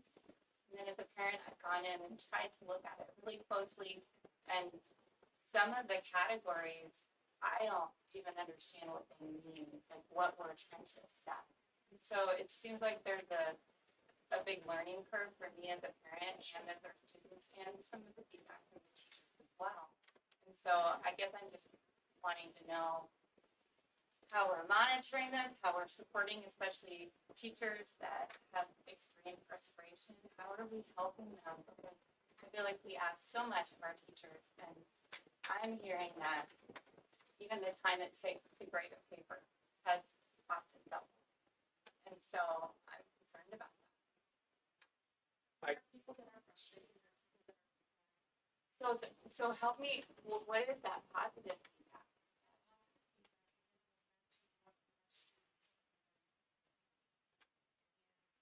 Focused on the concept that supports that standard that students, according to the Department of Instruction, according to ACT, those are the foundations for the kids to do. And trying to go deeper with those particular standards and those particular categories, then going wider and so that they have a broader, stronger basic understanding of what concepts that they need to progress and become. And It is a very difficult. I would say we're changing our conversation with kids, is what we're trying to do. As adults, it's no longer how many points do you need to get an A. I can give you plenty of examples where kiddos right now that are motivated by grades, and a lot of our students are motivated by grades, will say, well, it looks right here, if I get 20% on this final exam, or if I get 20% on this exam, I'll get an A. Why would I do anything more? As long as I get an A and I get these points, I'm good. And in that conversation, puts the focus on how many points you're getting instead of what are you learning. And what we want to do is do 2 things. Is one, tell students, here are the 8 things you need to be proficient in to move from this class. And this is what you need to do. So when a student says, what do I need to get an A? You need to do these 5 things, and you need to do them to this level to get an A in this class. That's a lot different and a lot more transparent than, well, you need to get a 90% on these assignments, you need to get 95% on these assignments. So it's a different conversation, and it's more focused on learning and less about what that assignment and how many points it's worth. It is different, because I can tell you, I graded in the old system when I was a special ed teacher. I would look at an assignment and I would give out 50 assignments. And then I would just calculate how many points those assignments were worth and how many points that student got. And that student would get a B.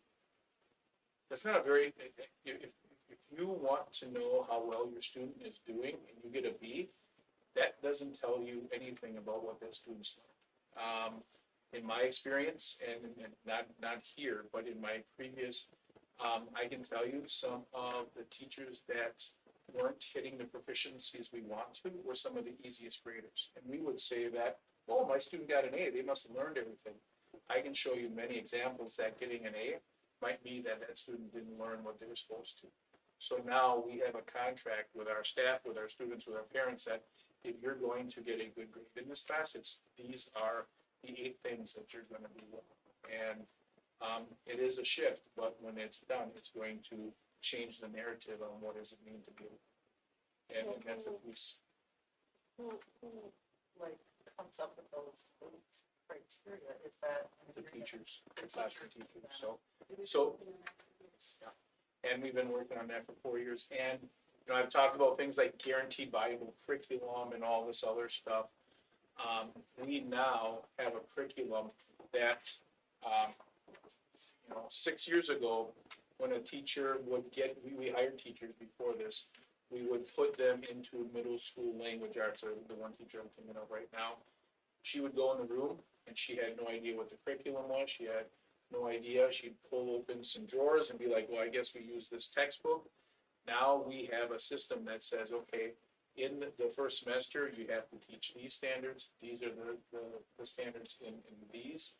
And it's not dependent on just the individual that's in the classroom, but part of a system of learning.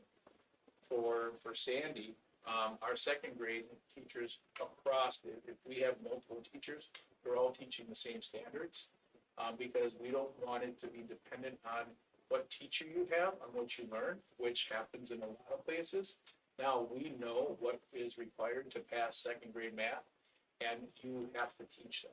We didn't tell the second grade math teacher what they're gonna teach. They had to agree on it, and then they're the ones that are doing their own professional development as they build these proficiencies. So this whole system that we're creating has gone away from the individual teacher in their classroom closing their door and teaching whatever they thought was important to an agreed upon curriculum that we've all worked on for the last 4 years.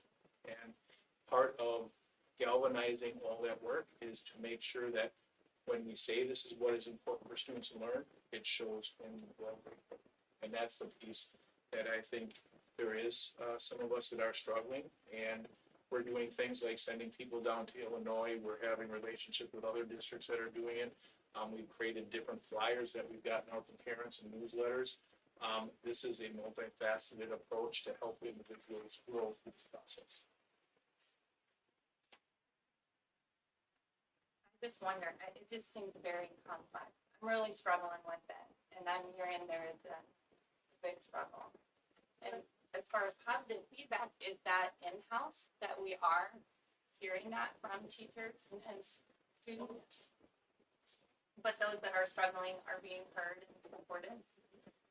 And grade books are being tweaked for different areas, because in some ways, this is the implementation of something. There's always been something called implementation dip. You don't know what it's like until you're in it. So some of these things I can tell you, Kim has been working in virtual sandboxes, trying to find ways, because some of the things we thought would happen weren't happening. So we're tweaking those on the fly. We've had some staff members that thought these were their agreed upon standards and like, well, no, we want to tweak them. So as we're learning through this process, those are some of the things that we're doing. So it depends on the staff member. There's some people that are flying with it. There's some people that are struggling, and the more you struggle, the more resources we're trying to put around it. So just to kind of get to the root, because I really do want to understand this. I want to support, what we're doing, and it's me struggling to grasp it all. So what the problems we're trying to address are, is this like an accountability for teachers and what they're teaching? And then, because I'm hearing a little bit of that we have to teach to certain standards and making sure that teachers are teaching what they're supposed to. So it's a grade book tool that helps them I guess I'm confused about that piece, when you said that a teacher wouldn't just shut their door and teach whatever. Well, you go back to education in the eighties, it was teachers taught whatever they thought they wanted to. So you could have, and I'm not, this isn't a random way thing, this is all the US system. You could have an English 9 teacher, and each English 9 teacher, well, I really like Shakespeare, or I like this, you know, so it was a patchwork of curriculum. Yes. So one of the things through this PLC process, we answer the first question. The first questions are, what do we want students to learn? And we've been working with that with our staff, since my second year here, about, we didn't tell them what we wanted them to learn. They, as professionals, had to identify the 10 things they wanted students to learn in ninth grade language arts, in algebra, in calculus. And then from there, our second question to them was, how do you know if they learned? Okay, so if our first question was, what is the curriculum that you're going to build? The second question is, how do you know students are going to learn? So part of that second question is creating assessments that align to what we said were important. It's also changing our grading practices, is doing other things to show students that if we said, this is what is important for students to learn, this is how we know how to do it. The third question in this process is, what do we do when students don't learn it? Okay, so we know we have a group of students that can't meet proficiency in these agreed upon curriculum. That's where academic resource and all these other things that we're doing to give students support. And then the last question is, what do we do with students that already know it? Okay, so we have a segment of our students that come in that may already know a proficiency, might know this standard already. What are we doing to extend? So this process isn't just to help students that are struggling, it's also to extend students and make sure that we have those resources. So we're trying to take, if you haven't figured out by now, I'm a systems guy. It's always about how do you create systems. We have a system right now because of the last 3 years, our collaboration, our vernacular. We can have high school, middle school, and elementary math teachers, and a high school math teacher now knows what an elementary proficiency and middle school proficiencies are, so now they can set their standards, not on what they think, but really what students have learned before they got there. None of that happened before any of this, because for most of my career, I've heard, you know what, our kids would be better in high school, our kids would be better if the middle school did a better job. Middle school staff would say, well, our kids would do better if elementary did better, and then elementary staff would say, well, you know what, the parents aren't doing it. This allows us to have an agreed upon a curriculum that we all agreed to, and it's not anything we're ever done with. As we go through, we find out, oh, maybe we have to add this standard, maybe we have to do this a little bit stronger. So it's a way of professional development that gets away from sending people out and doing their individual things and being part of a team. And putting it all together into this package. When you say we agree, who's the we agree? Is it the teachers, like collaboratively, middle school, elementary school, and high school, all getting together, collaboratively, and deciding, and is it done every year? Or is it once we have, okay, these same 3 teachers from all 3 divisions of that together, so we know that this is what they're gonna do year after year? Or is it every year now you come up with a school plan? And the last question to go on for that is this stuff dictated by DPI, or is this stuff, the concepts that they're learning, is this stuff that they come up with, as in the school district ourselves? Or is this something that's being told by the state that you have to incorporate these particular items? So the meeting piece, we have dedicated a lot of time. I can tell you our last PD and our next PD, almost the entire day is around around PLCs, around having these meetings at different levels. And it will be something that will always be the number one thing. When we say strong classrooms, it's around having strong classrooms where we are always collaborating together and having a collaborative culture. PLC stands for Professional Learning Community, because we want to be part of a community. So this is who we are. the grading practice is the last thing to make sure that we can never backslide, that we always do it this way. The standards are selected. They are locally grown. Our staff are the ones that have chosen them through collaboration, through discourse. Not everyone always agrees. Social studies, everybody has, I like World War II, I like this, everybody has those things. They have to come to agreement. And sometimes the refining of the curriculum is through that discourse that actually makes it powerful. Are they related to the state standards and Common Core standards? Yes, but it's taking all this material and bringing it down to what we think is the most powerful. You'll have experts say that if we were to hit every state standard from kindergarten to 12th grade, it would take the average student till the age 27 to hit every standard. It's over diluted. There's things we're letting our professionals through collaboration identify what are the most important and make sure that everybody's proficient there. Now, that doesn't mean they don't do other things, but those are the things that we really want to make sure that every student knows. And what we find is instead of doing things an inch thick and a mile wide, we have better learning by doing fewer things, but doing it deeper, and that's what we're trying to do. And, I sent out the graphic to you, was it last week or the week before? Kudos to the high school. They have ACT scores right now that are third in the area and higher than districts like Kohler. Is pretty amazing. And it's because this work's still going. It's because middle school and high school are collaborating, elementary. We're becoming a system. We're not where we want to be yet, but I'm pretty proud of the work that we're doing. And this is the last step to get to that piece where it just becomes part of our fabric. Thank you.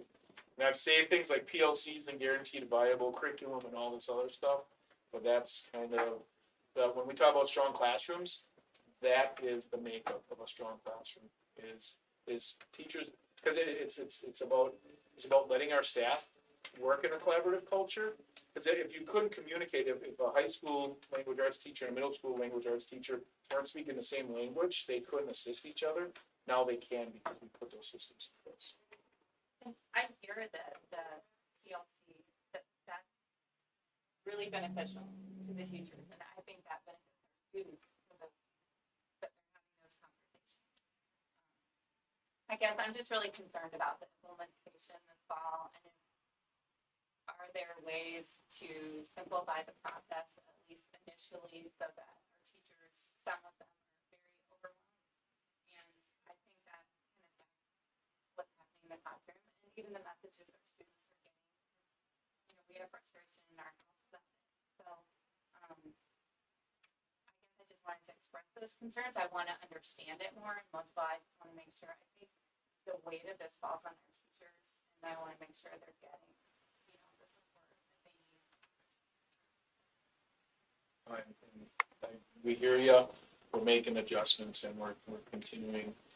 If you look at the Stager, the things in our updates for today. The first part was all the Ken O'Connor. The first two bullets under strong classrooms were all the support that we implemented in the last couple of weeks to try to put some things now that we've seen some gaps. Do we have neighboring schools? If Bootsburg is doing it, can our teachers go to It's already Bootsburg set up. and see it Yep. instead of Yep. going out of state? Yep, that's already set, and communications have been set there. Math teachers are reaching out to our math teachers when they have already. We have another school down in Lincolnshire that's been doing this longer, so we're setting other teacher teams down there. So we're trying to find different ways. And I'd say the way we grade might tweak as we try to find our own way through this, and we have more clarity. So I did say with all this, none of this will impact students' final grades. If, we aren't doing final grades for high school until semester, so there are no quarter grades this year. The teachers or parents, they can look at their grades anytime they want. The days of quarter grades are really kind of an archaic piece, because if you want to see what assignment your child gets in, you can see it to the minute.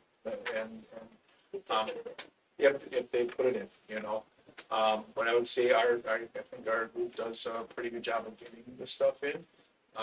And we have those, and if they don't, it's an email or phone call. So So yeah, we're working within it, and this is part of the change process. And I feel confident that as we go through this, we're gonna be stronger on the other side, but this is the implementation of it.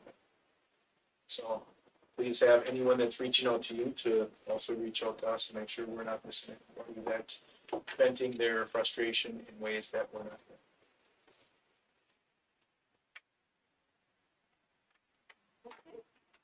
Motion to adjourn. So move. Chuck, is there a second? Katie? All those in favor, please say aye. Aye. Opposed? Motion carries. Are we gonna do this again next week? Next week, What time are we supposed to